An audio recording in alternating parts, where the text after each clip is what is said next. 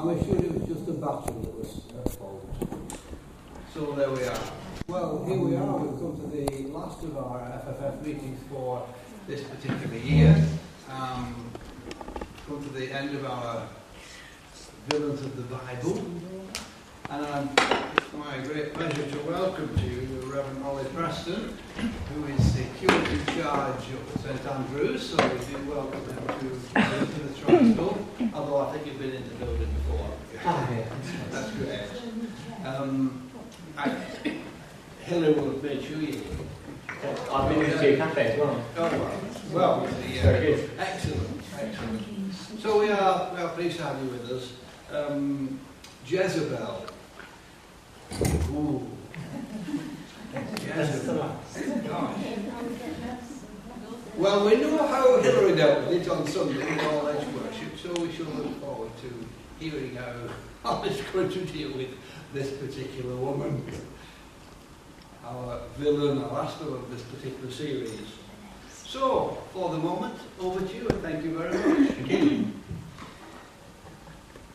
Great. Hi, my name's Ollie. I live just up the road. I'm a curate, which means I'm still training, which means if it's terrible, sorry about that. Probably won't be. I know that Hillary already looked at Jezebel with you on Sunday morning just gone, and I've heard Les was finding a song about Jezebel earlier. I thought if I'd have been on it, that could be my theme music. Someone else has just been singing Jezebel. So my first question to you is this villain of the Bible, I think, has captured our cultural imagination more than many others. I think Jezebel features in lots of different places and pops up.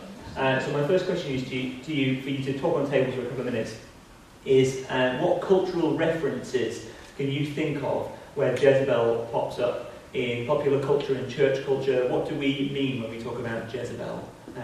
What images or portrayals have we seen? So I'll give you a couple of minutes on your tables to share. You can sing to each other if you like, but that's not required. Do you want to shout out? What's best for the room? Do you want to just shout out to me, or do I need to come around with the microphone? Okay, so let's go table by table. You don't have to tell any films, books. What do we mean by Jezebel, or what kind of things do we mean? A scarlet woman. Okay, great. Bro, you don't know the song? If someone else comes round to it, we can hear about Jezebel, the scarlet woman. Anything on this table? Anything to add? She was probably a schemer. A schemer, manipulative. Okay. Manipulator. Right, thank you. Well, we said manipulator with a dagger smiles to your face, and we said the woman of the night. Yeah. A woman of the night. Okay. She is turned out to be a real villain. Anything on that table? If you had nail varnish on, if you went to Wigan Pier, you were regarded as a Jezebel. Really? So wearing nail varnish on Wigan Pier? In a school. It's difficult to find, this was Hillary's point, I have to admit, on Sunday, but it's true. It's very difficult to find anything good about her. Well, we shall visit that. Yeah. So not many good readings. Jezebel is an all-out villain. It's the reading we're given, isn't it? Last table, anything? Well, is she a villain? I mean, it says so, but yeah, good question. If we judge her by our culture and standards, or if we judge her by hers. I hope you've not been looking at my notes. But, that's cheating. You can't read all right. Wow. We must remember that she was an ardent follower of Baal. She was. So, she really would feel she was perfectly right in doing what she was Indeed, doing. Thank you. So already some people wanting to argue back and argue Jezebel's corner. Can I just say, I wonder whether we deal with it harshly because she is a woman. If we are, if a man had done a similar thing, would we view him in a different way? And that's a really good question. And the Bible is written by men. And the Bible is written by men. Brilliant. And so as a white man, I'm going to tell you about a Middle Eastern woman and why she's the villain. Brilliant. Thank you very much. So I've got my bit of Google searching, not forever, but the internet's brilliant, isn't it? Has found a number of recent film and video portrayals. We have The Sins of Jezebel, 1958 film, I believe, where she is a ravishing, seductive, shameless woman. She looks like she's having quite good fun with it. But yeah, The Sins of Jezebel here, in colour. We go back a little way further and we have Bette Davis starring as Jezebel in a film about an 1850s Southern belle who pursues a man to his demise. A manipulative woman who uses her wiles. Perhaps more recently, I don't know, maybe you're all too pure to have watched this. Do people recognise where this is from? You're all too good Christians, I'm showing myself up. This is a still from The Handmaid's Tale. You maybe see it comes along as part of piece here. And here we see in The Handmaid's Tale, where women in a very explicitly oppressive society are then brought to Jezebel's, the place which the men have kept as a place off-grid, which is treated essentially as a brothel. And they are at Jezebel's, and they are the Jezebels, because they are brought to this place where they're going to be sexually abused beyond and in different ways and made into these images of sexual desire. Potentially in a more positive way. What links this lady to Jezebel? There's no reason why you'd know. I didn't know until earlier, but her name is Koa Beck, and she is the editor of an American-based website called Jezebel, which is a feminist website which is reclaiming, doing some of that work, looking at saying, are we judging Jezebel? And I think reclaiming that title as a strong woman who stands and who expresses herself powerfully. So she edits that website. And here, where I kind of want to land a little bit more, because I think we sit within church culture where Jezebel is exclusively a bad word, where there is nothing good to say about Jezebel. And so these pictures featured highly when I searched for Jezebel. These kind of sentiments, Jezebel wants control over her spouse, the church, co-workers, people. A life coach here, advertising to help you know how you would recognise Jezebel, a woman who is a very beautiful woman and dressed deliberately in a way as if she is going to manipulate you with her seductive ways. And I think, for me, most strikingly and almost most outrageously, an image here of a feminine thing, but which is not even a woman, with deliberate and explicit links to the deceiver in the Garden of Eden, to temptation, a thing holding an apple, a thing that is demonic. And the question, are you dealing with the Jezebel spirit?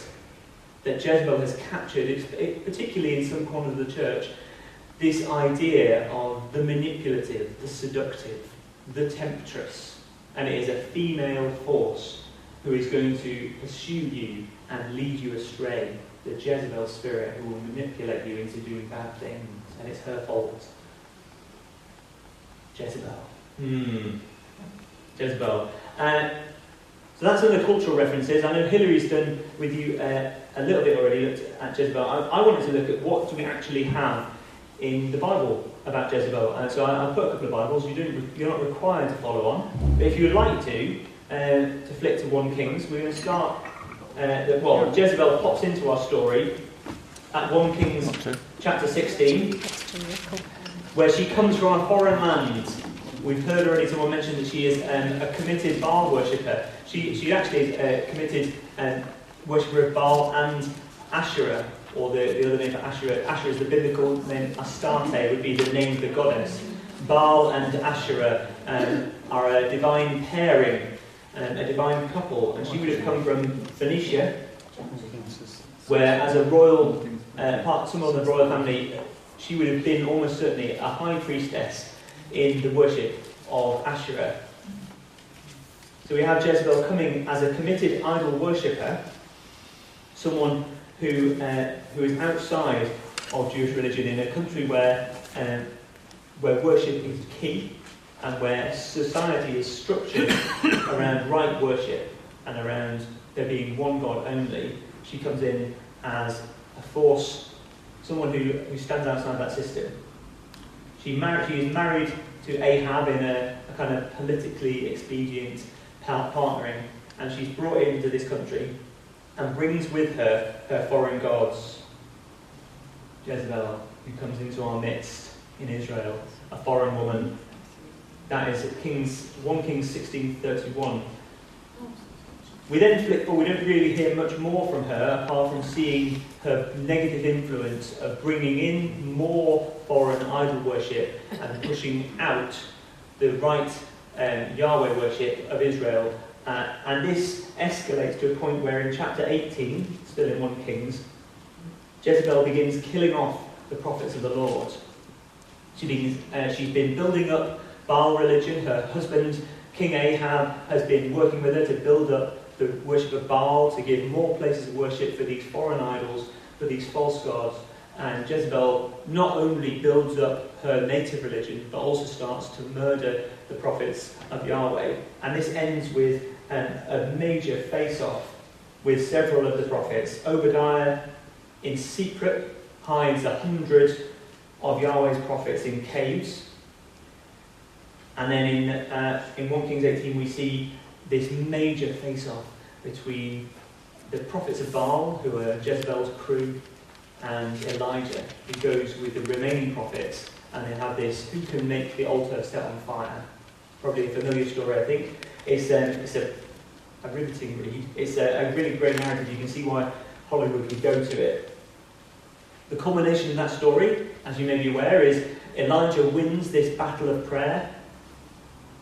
A pillar of fire falls down, burns up the sacrifice that Elijah has put out.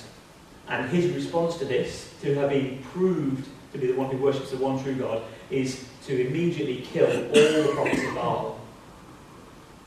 Elijah has already had earlier face-offs. He's the one standing in the country for right faith and right worship.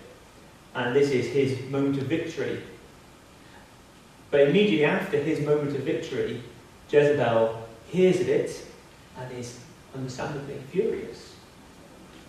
And she swears an oath to Elijah, "May the gods deal with me, be it ever so severely, if by this time tomorrow I do not make your life like that of one of them," one of the prophets he's just killed. She is furious, and we see a woman who stands up to a man who has just obliterated Baal worship, or really, really given it a knock. And so she threatens to kill Elijah at the beginning of chapter 19. And Elijah runs away into the desert to hide. And he doesn't stay there long. He comes back and rallies more to him. And Jezebel drops out of that picture a little bit for a couple of chapters until we pick up this fascinating narrative, which I think, Hilary, did you focus on Naboth's vineyard in the end? Which was your focus the other day, 1 Kings 21, where Ahab would quite like a new vegetable garden, of all the things, and wants some land from a man called Naboth. And Naboth won't sell. It's his right not to sell. He is correct not to sell. Ahab is wrong to ask him. But instead of recognising that and being a good king, he has a bit of a sulk. And Jezebel, his strong wife, says to him, "Don't worry, love, I'll sort it. Don't worry, love, I'll sort it." She's put down for doing this. She's commented later on in chapter 21 as being the one who urged Jezebel on. Never was there anyone like him who sold himself to do evil, urged on by Jezebel, his wife. So even though Ahab is the king, his responsibility is at least in part abdicated to it was Jezebel's fault, really. And we see that with the incident in Naboth's vineyard. So I'm just going to read a few verses from chapter 21, starting at verse 7. So Ahab saw king, and Jezebel his wife said, "Is this how you act as king over Israel? Get up and eat, cheer up. I'll get you the vineyard of Naboth the Jezreelite." So she sent letters in Ahab's name, placed his seal on them, and sent them to the elders and nobles who lived in Naboth's city with him. In those letters she wrote, "Proclaim a day of fasting, and seek Naboth in a prominent place among the people, but seek two scoundrels opposite him, and have them testify that he's cursed both God and the king. Then take him out and stone him to death." So the elders and nobles who lived in Naboth's city did as Jezebel directed them in the letters. They proclaimed a fast, seated Naboth in a prominent place. Then the two scoundrels came and sat opposite him and brought the charges against Naboth, saying he cursed both God and the king. So they took him outside the city and stoned him to death. And they sent word to Jezebel. As soon as Jezebel heard that Naboth had been stoned to death, she said to Ahab, "Get up, take possession of the vineyard that Naboth refused to sell you. He is no longer alive, but is dead." A woman who gets what she wants.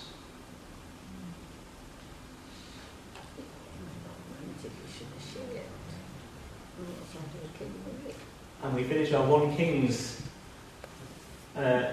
episode in style, because things are falling apart a bit in Israel, in the northern part of the kingdom. Ahab is killed in a battle, and Jehu, someone outside the royal family, is appointed to be the new king by the prophets. Ahab's son has already taken the throne in his royal right, but we find that Jehu goes on a purge, takes the throne by force.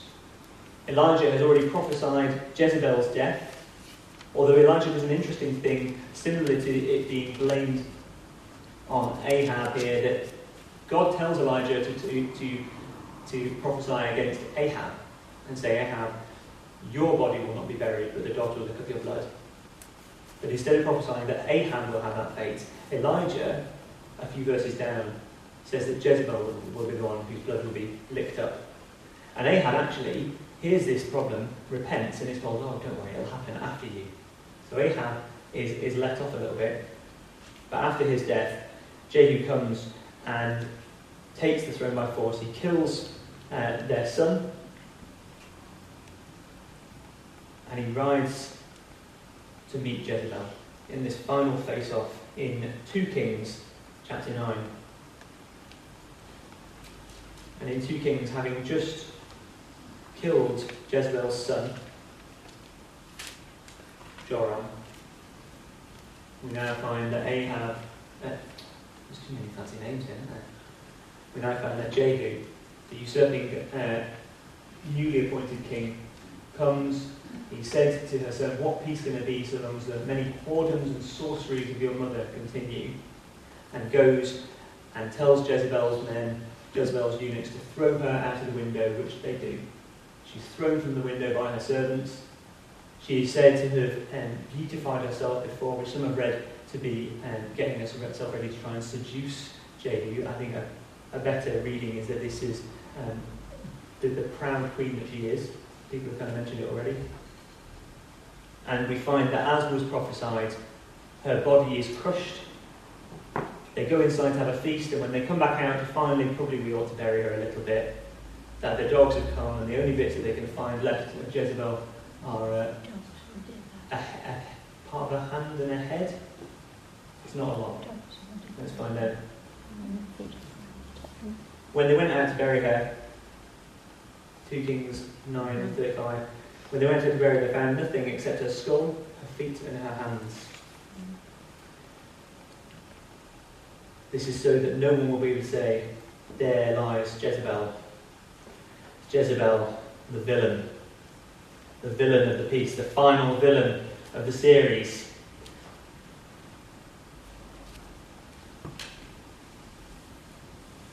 We have one further biblical reference to Jezebel, and that comes in a bit of an odd, out there way in Revelation 2. The only other reference to Jezebel, where we already see this. It's not to her as a person, but it's the kind of the sense of Jezebel. That in the letters to the churches in the beginning of Revelation, one of the warnings that is given in this vision is that, in spite of the fact that one of the churches is doing very well, nevertheless, I have this against you, that you tolerate that woman Jezebel, who calls herself a prophet. By her teachings she misleads my servants into sexual immorality and eating of food sacrificed to idols. So we see here, I think, already the beginnings of the Jezebel spirit idea, where we have sexual immorality, food sacrificed to idols, and one commentator that I came across suggests that Jezebel has become representative of all that is designing, crafty, malicious, revengeful, and cruel.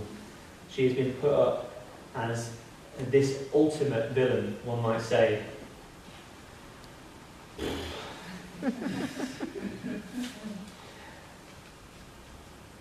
So my question actually this evening, and we've already touched on it a little, which is encouraging, although you've kind of taken the wind out of my sails, I'm honest. Is Jezebel really the villain? Or is she more of a scapegoat in this piece? Because she's put up here as the manipulator, the seductress, the idol worshipper. But the story of Judges, of Samuel, of Kings, of the whole Old Testament is that the people of Israel can't stay faithful in worship. Every king, almost without exception, fails in this regard.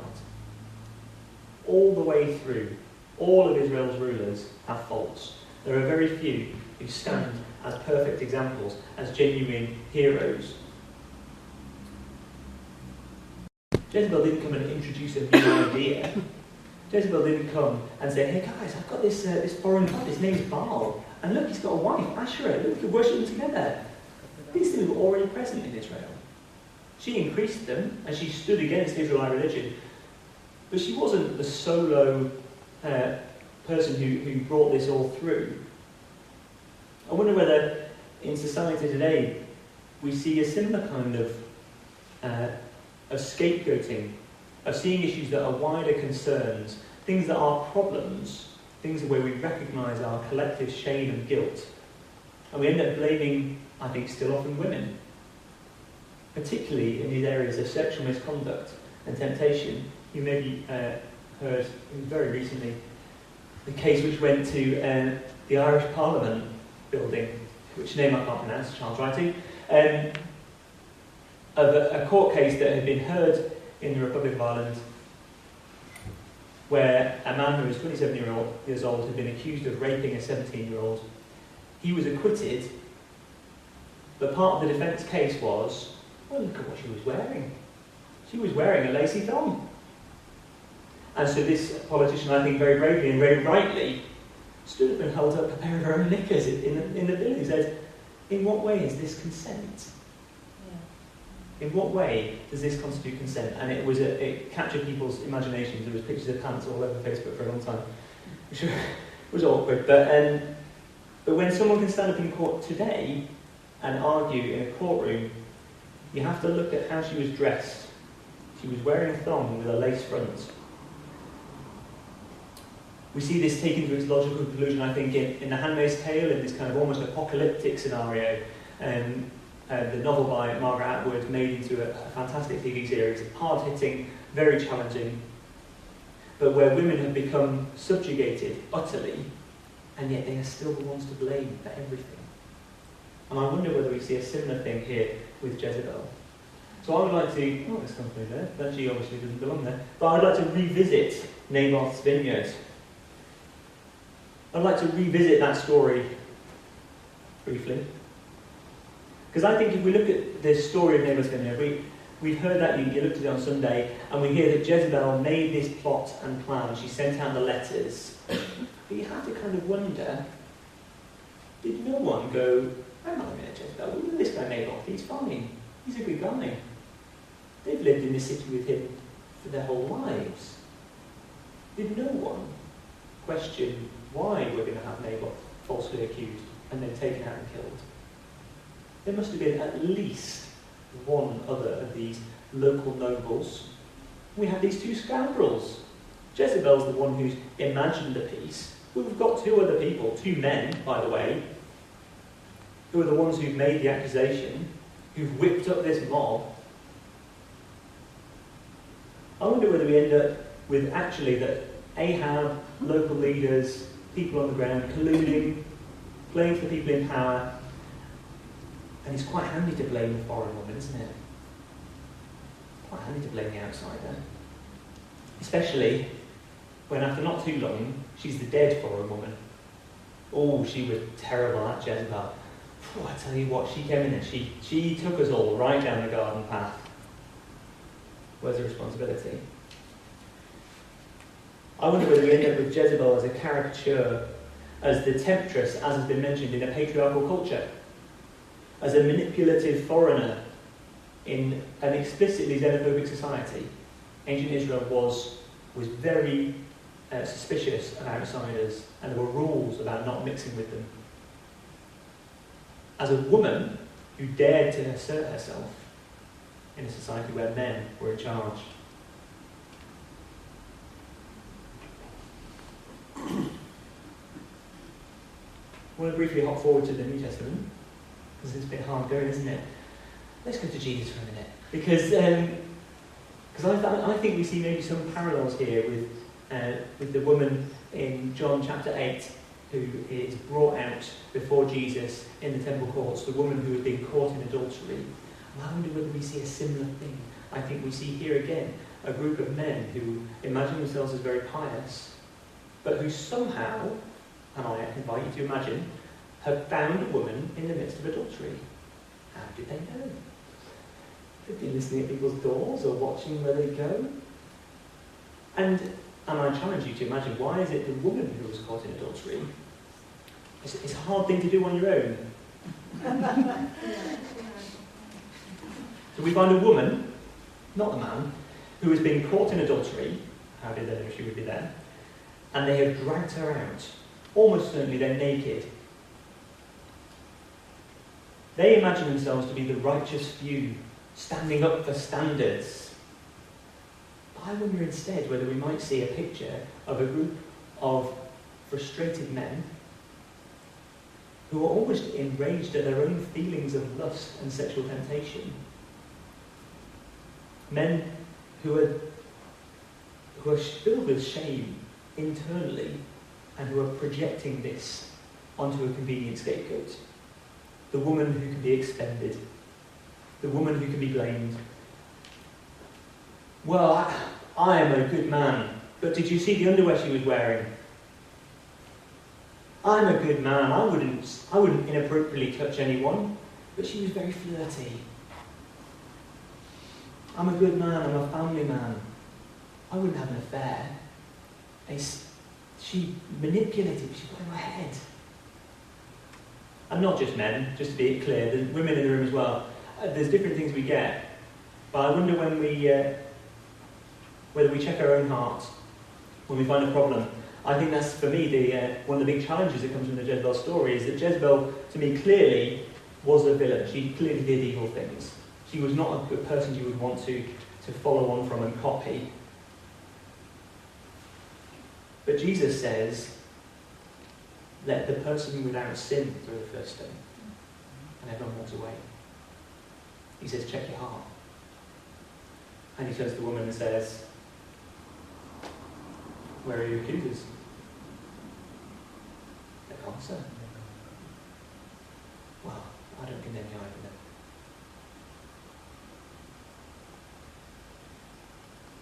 Guilt and sin are real.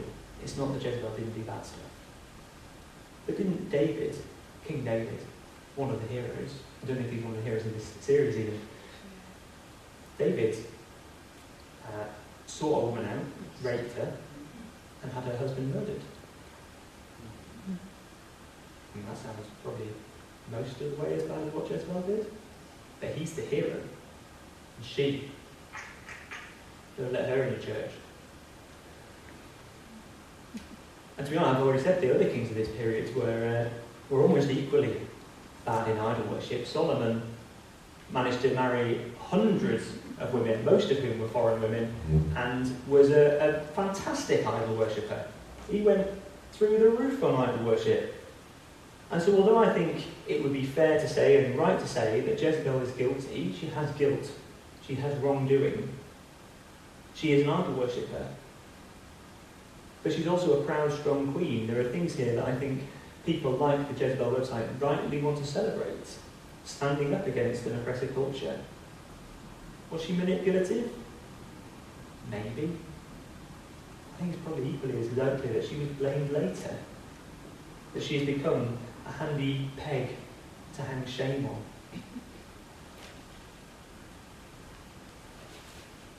We see Jezebel, I think we can see her as a scapegoat, I think that maybe needs to be reflected back to us as a challenge of where we do this in other places. and in other ways. It is true that every biblical word condemns her. But it's also true the Bible was written by men. And that doesn't explain everything. But we see that Jezebel is an outspoken woman in a time when females have little status and few rights. She's a foreigner in a xenophobic land. She's an idol worshipper in a place where Yahweh-based, state-sponsored religion is the norm.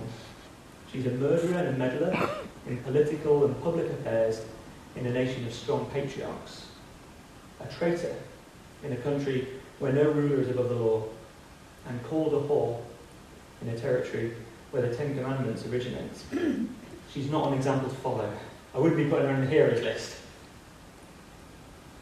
But I do think she's ended up being within the Bible story itself, and often within wider culture.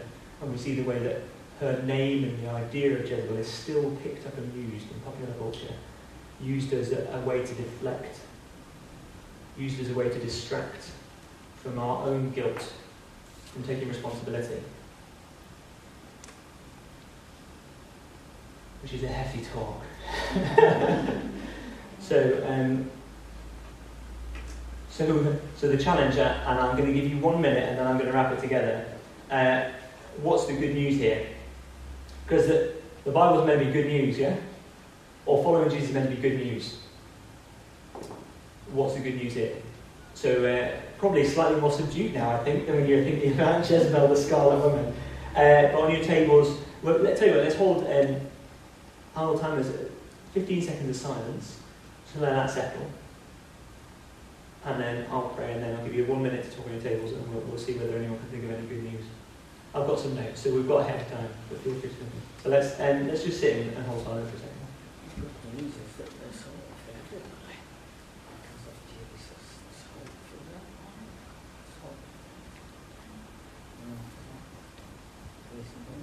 Lord God, we thank you for your word. And we ask that you bring your good news to us now. Reveal your gospel to us this evening. Amen. 1 minute on your tables. Not just you guys. Jezebel, the villain from this story. You were all talking, so you've all said something. Well, I don't know, we weren't really talking good news. Yeah. As much as we were saying that it's clear that, men and women have an equal responsibility. If it wasn't for King Ahaz being such a child, that whole situation wouldn't have happened. Yeah. And I was just saying as well that, even though you could blame men in all of this, that it is important also for women to recognise that they have a wherewithal. Yeah. What can easily be used wrong. Mm-hmm. And Yeah, I don't know whether the news, to be honest, I'm sad, and I'm thinking to myself, where is the good news in this? Okay, and that's a fair question. Thank you. Thank you, that's helpful reflections to come back. Yeah? I think the good news for me is I think this course is run on based villains. Yeah. I think the good news is, whether the correct expression is you won't judge a book by its cover. Mm-hmm. Yeah. Yeah. So I was fascinated. I mean, maybe this is picking up on things that have happened in previous sessions, but that your start was Jezebel a villain, and that was you're being told we're looking at Jezebel, we're looking at villains, and one of your starting points was, well, with Scarlet Woman manipulated, but was she? And I think you're right. Don't judge a book by its cover, and are we prepared to take a second look at characters that we think we know and at people? Are we prepared to get to know people and to spend time with their situation before we decide what's going on? Thank you. That's really helpful. Yeah. And when you say know people, know ourselves, particularly.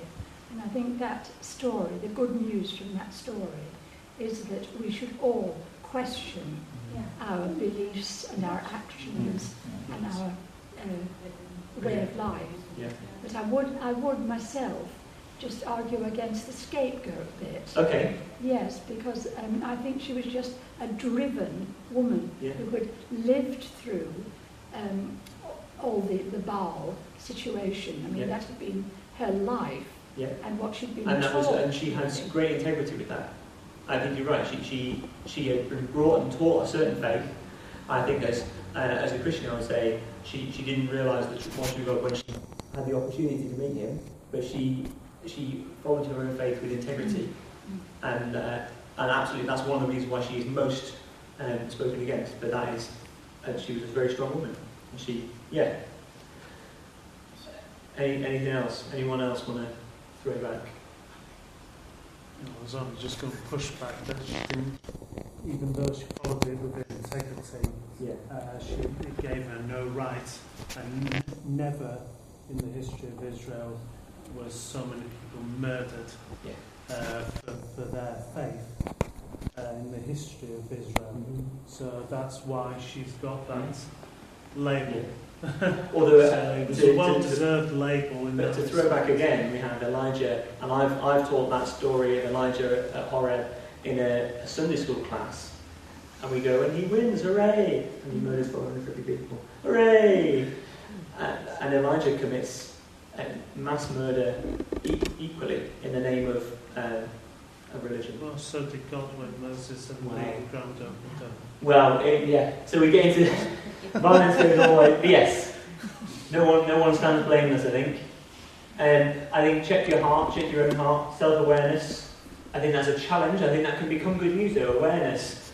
Because we see from Ahab that he was told this great prophecy, this you will be judged, destruction will come on you.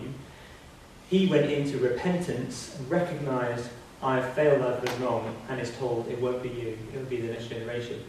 So we see even here, that we see the glimmer of repentance and forgiveness are linked. And I think we see in the example from Jesus that forgiveness is what God wants to offer us, but repentance requires that. So check your own heart, understand your own self, because when we understand ourselves, when we recognise the sin within us, instead of imagining it all out there, and I am faultless, if we don't recognise our fault, we can't be forgiven for it. I think potentially the hard thing for us is partly because it's a bit abstract, but actually the good news is often here actually for those who are oppressed. And on the whole, even as women in the West, we're not the ones who are oppressed. We're not the ones who often need liberation. There may be situations or occasional times when we will manipulate or oppress one another, but in terms of global structures, we're not usually the ones being blamed. In our country right now, white, working to middle class people in the northwest are not being blamed for all the world's ills. But we do have a lot of nasty talk about refugees. We've got inhuman language being used for people who are seeking asylum, who are being forced to flee in dinghies across dangerous seas, and who are then being treated like criminals. That feels to me like looking and putting the blame for inhumanity on somebody else.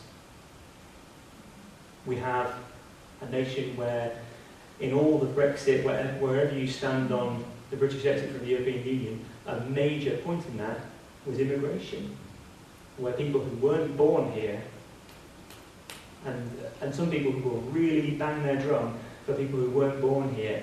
Now, there's various political stands on how much immigration is helpful and blah, blah, blah, blah, blah. But I think part of the challenge for us is to be the good news in that place. I think that's part of what the good news stands in this story, is are we being good news for the people who are being oppressed?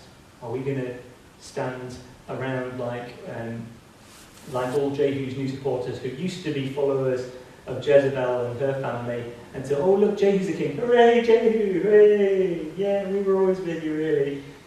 Are we going to follow the crowd and be the baying mob who are itching to get their stones from the floor so that we can break the one who's failed? Or are we going to stand with Jesus and say instead, he without sin, the person without sin, let them be the one to throw. And it might be that we get stones thrown at us, but I think that's where Jesus stood. So it's a fascinating story. It was enjoyable to come through and think to prep. And I thank you for your questions back. I think it's a complicated one because we see a woman who is in no terms seen as positive ever? Are we able to look and say, you know, have we seen through too many lenses here and there was something to be grateful for with Jezebel, something good? What are we able to recover from this story? I think either worship is bad would be like here's moral lesson 101. But a story worth revisiting, a story worth rereading. Rereading thing, where does Jesus stand in this? And he probably stands saying, Jezebel, probably don't worship those idols. I don't think he wants to be thrown out the window and trampled by horses, I mean by dogs. Probably, I don't know, call me crazy. Which is me. Thank you very much for bearing with a tough subject. If I can give a shameless plug to finish, then at St. Peter's we have a quiet space service on the last Wednesday of every month, so this is next Wednesday night. If you find yourself at loose end, is there an event on here? Next Wednesday? We've got a meeting now. No? Yeah. Is there? Well, if you want to jump ship down St. Peter's, I won't jump in if you do. If you'd like to, this is every month it's based on a kind of ancient, very quiet service called Compline, which is quite a structured, formal service. It's just a really nice way to end the day. You'd be very welcome to join us. 7 o'clock starts last Wednesday every month, but not next month because I'll be on holiday. But thank you very much for listening, and I look forward to hearing more conversations that continue. Thank you for having me.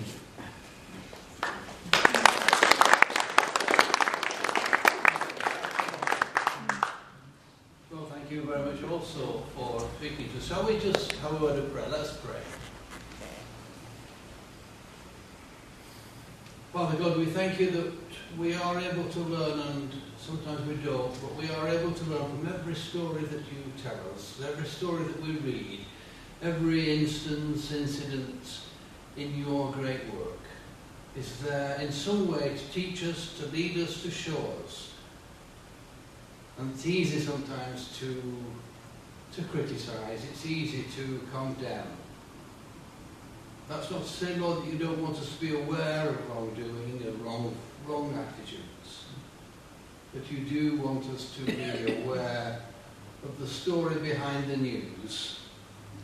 Not to make excuses, but to understand. And in understanding in our own particular way, for you to love. To bring about rightness and justice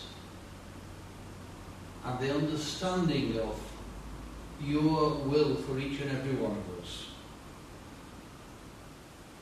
We thank you, Lord, that we are reminded this evening to consider our own beliefs and our own attitudes. But help us to remember that the only attitude that we are to follow in the end is what you would want us to do, what you would want us to say, what you would want us to be. And we ask that this may be the case for each and every one of us. That we may be part of the answer and certainly representative of the good news. And we ask it in the name of our Lord. Amen. Amen. I would just like to say very sincere thank you for it. It's been great having you speak to us. It is, well, it is a difficult subject, just as our discussions and what we've heard you say to us has proved. But obviously one worth thinking about. The negative point of view, of course, is reflected in the positive aspect of the opposite, and that was the example of our Lord and Saviour, which is the example of the idea we took on Sunday. So thanks again, and thank you all for your attendance. I'd just like to remind you that this is the last FFF until the new year. We start again in February. The theme is from Ephesians. It's about that particular chapter in Ephesians generally, but certainly the armour of God are the individual aspects that we're going to ask people to talk about. So there'll be 8 meetings, February to October. We're not going into November next year. You said, but Brian, from February to October is in fact 9. It is, but we always take August off in any case. So it is 8 next year. Already I've got somebody called the Reverend Hilary Howarth to come along. We'll have to see what she's like. Our new lay pastor, Chris at St John's, and his wife Heather, who is also a local preacher, both are going to do 2 of the accessions. Reverend Paul Hardingham from St Peter's will be with us, and also our very own Reverend Carolyn Lawrence. You didn't know that, did you? Hilary, I told you that yet. She did come to us last year, and when I approached her, I said, oh, it's a couple of years, you know. So she said, well, I did actually come last summer. Talk about feeling about that big. I said, oh, it's all right. They said, no, have you sent me the dates? So I, growled and apologised. She said, no problem. She'd love to come. So she's coming again, I think it's in June. So as usual, thank you to Joyce for arranging the food and to herself helping to serve it. Rita, Linda, Betty Ann busy tidying up and washing up in the kitchen. So we thank you all and we wish you a safe journey and a good night's rest. Good night and God bless. Good night.